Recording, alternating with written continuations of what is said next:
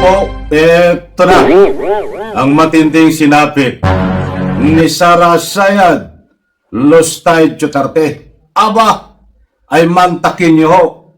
Takot na takot, nangingilig ang tuhod at biglang tumakbo na. Alright, welcome back to my YouTube channel. I'm Andy's Vlog. Mga kaibigan, heto. Nakatakbo ho at tumakbo na. Itong si Sara Sayad Lustay Duterte. Habang tumatakbo, ay nangingilig ang tuhod at takot na takot. I-like muna natin ang video na ito kung nagustuhan niyo po. Please subscribe my YouTube channel. Matindi ho ito. Yan ang napala mo, Sara Sayad Lustay. Mga kaibigan, ito po ay may kaugnayan dito ho sa ginaganap na ruling ng impeachment. Hindi naman po lingid sa inyong kalaman na itong si Sara Sayad Lustay Duterte ay di umano ay nagtago na dahil hindi nagpapakita sa impitasyon dito ho sa hearing ng impeachment. Ba't kapapasok pa lang na mainit na balita, biglang tumakbo si Sara Sayad, takot na takot, nangingilig ang tuhod. Aba, ay saan tumakbo? Iyan po mga kaibigan, ibabahagi ko sa inyo. Huwag po kayong aalis sapagkat kapanapanabik ang ibabahagi ko po sa inyo. Shoutout po sa lahat mga kaibigan nito ho. Iba, matindi ho ito. Gusto ko munang kunin ang inyong panig. Kayo po ba ay pabor na itong si Sara Sayad Lustay Duterte ay mapatalsik sa pwesto sa pamagitan ng impeachment? Di sa comment section, inaanyayahan ko kayo magbigay ng anumang public opinion. Ito, matindi ho. Abang papalayo.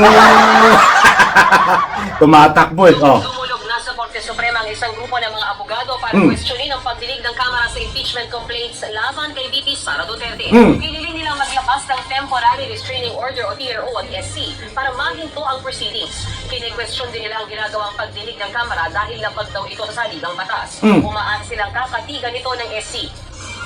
Let me be clear at the outset.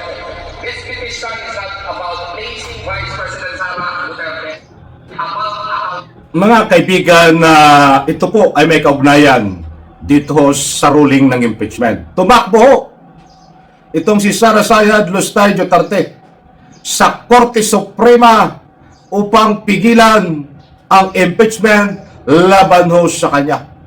Sa pamamagitan ho ng kanya mga abogado. Ito ay hindi totally abogado ni Sara Sayad siyempre utos niya din ho ito. Ibang abogado ho ang tumakbo sa Korte Suprema upang mag-file ng petisyon na humihingi ng TRO upang sa ganun pigilan ang impeachment. Kaya't mga kaibigan, disclaimer lang ho. Hindi ho tayo nagpapakalat ng anumang fake news dito. Datapwat na sabi ko ho na tumakbo na si Sara Sayad Lustay Duterte. Ang ibig ko po sabihin ay tumakbo, humingi ng tulong, nagmamakaawa na pigilan ang impeachment. Marami po ang meaning ng tumakbo. Alam ko mga kaibigan, nakuha nyo ang gusto kong ipoto. Ito pa. It is about ensuring that accountability remains constitutional. Impeachment is a great constitutional process. It is not a political free-for-all.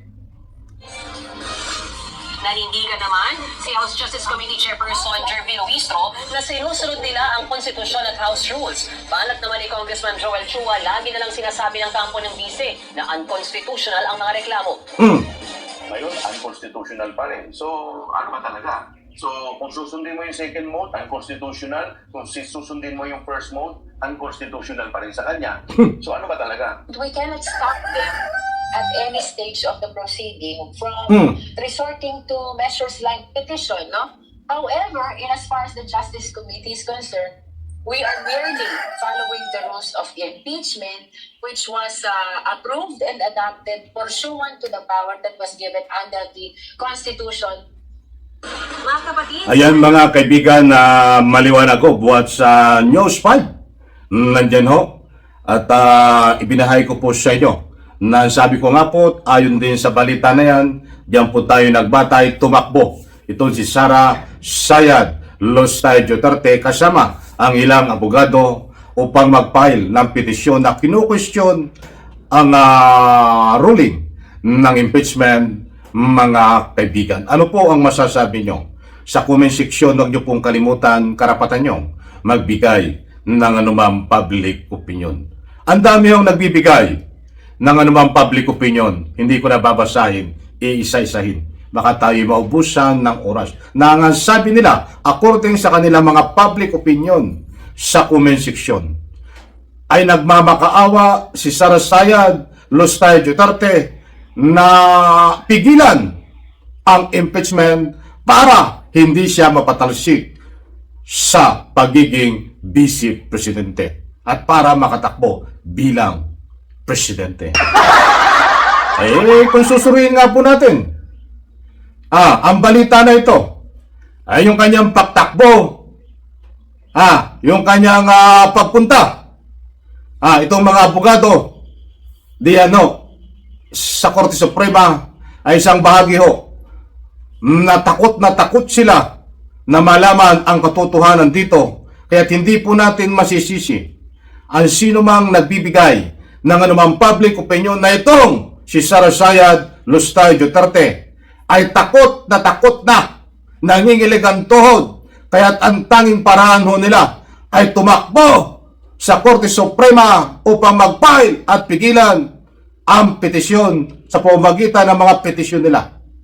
Abangan po natin, mga kaibigan, kung nakaraan ho last year, magugunita nyo, ay pinigilan at nagkaroon po ng technicality ng Korte Suprema pumabor kay Sara Sayad Lostay Duterte. But ngayon titingnan po natin ang magiging resulta.